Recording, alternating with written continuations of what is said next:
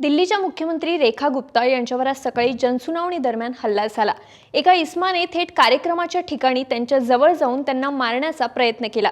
या घटनेत धक्काबुक्की होऊन मुख्यमंत्र्यांचं डोकं टेबलावर आपटलं। मात्र कार्यकर्त्यांनी आणि पोलिसांनी तात्काळ आरोपीला ताब्यात घेतलं।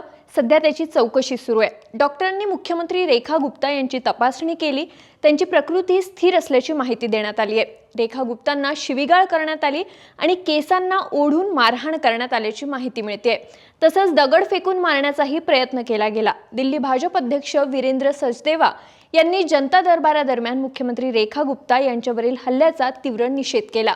सिव्हिल लाईन्स पोलिसांनी दिलेल्या माहितीनुसार आरोपीचं नाव राजेशभाई खिमजीभाई साकरिया असून तो गुजरातमधील राजकोट येथील रहिवासी आहे।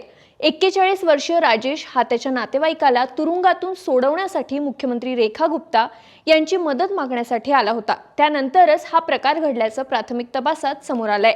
दिल्ली पोलीस या प्रकरणी राजकोट पोलिसांच्या संपर्कात आहेत आणि राजेशने दिलेली माहिती पडताळून पाहतायत।